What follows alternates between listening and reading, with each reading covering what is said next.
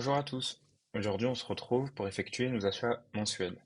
Donc, comme d'habitude, on aura la même chose qui sera pour le CTO, qui sera à peu près de 110 euros sur mon CTO. Ensuite, sur mon PA, ici, je vais voir, mais je pense qu'on va rester là-dessus. Pour mon ETF BNP S&P 500, je vais en acheter 4 à peu près.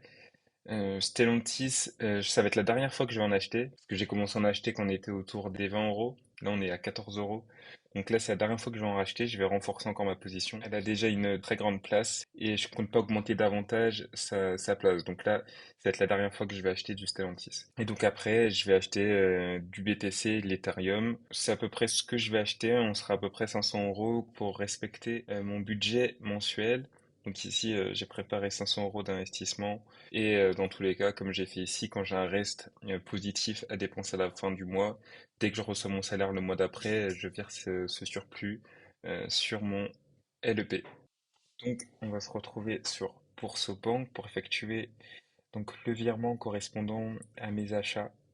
Donc, investissement en PA Bourse Banque, comme vous voyez ici, c'est ce total ici. On est à 197 euros. Donc là, c'est ce que je vais faire. Donc voilà, dans quelques secondes, ce sera pris en compte. Donc, on se retrouve sur mon PEA. Comme vous pouvez le voir, l'argent est bien arrivé avec le surplus qu'il me restait. Donc, on va procéder aux achats comme d'habitude. Donc, Stellantis, je vais en acheter 7.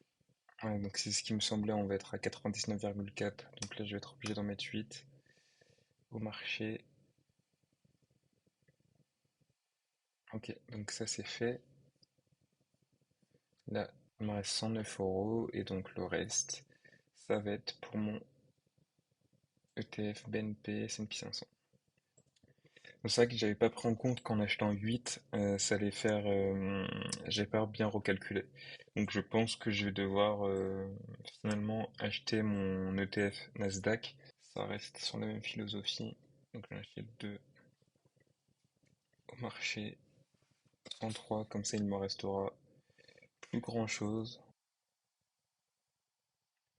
Donc voilà, aussi simplement que ça, mes achats d'actions d'ETF, c'est terminé. On se retrouve de suite sur Trade Republic. On se retrouve sur Trade Republic pour voir les plans d'investissement programmés. Donc ici, ça nous fait un total de 110 euros à investir, comme chaque mois. Donc ça va arriver dans 7 jours. Donc là, vous pouvez voir que c'est arrivé, comme les petits intérêts. Bon. Donc là, on est à 112,86, donc ce sera parfait.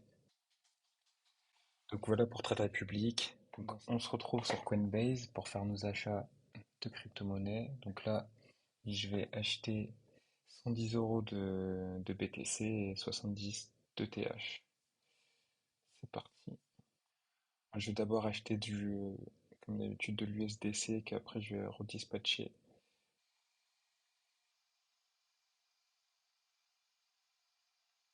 Voilà, c'est fait. Ok, donc c'est parti, on va acheter du coup. Ah bon, je pense que je vais faire. Là j'ai 184, je vais faire 90. 90.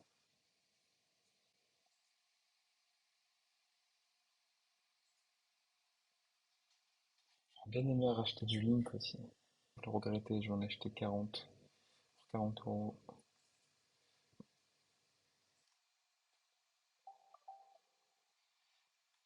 Et le reste en BTC.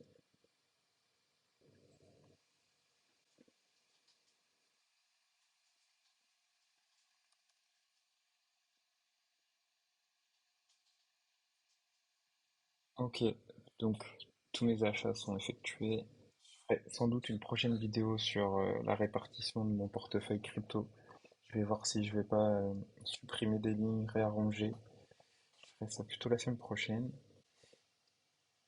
Donc voilà, on a bien effectué nos 190 euros d'achat de crypto, nos 197 euros d'actions. Donc du coup ici, j'ai acheté ça en 2 à 16 euros.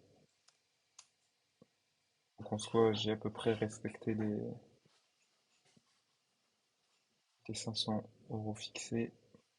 Donc ici, on se retrouve pour mettre. Donc voilà, d'où l'importance de bien catégoriser ses dépenses, de bien avoir une visualisation de son budget, pour être serein.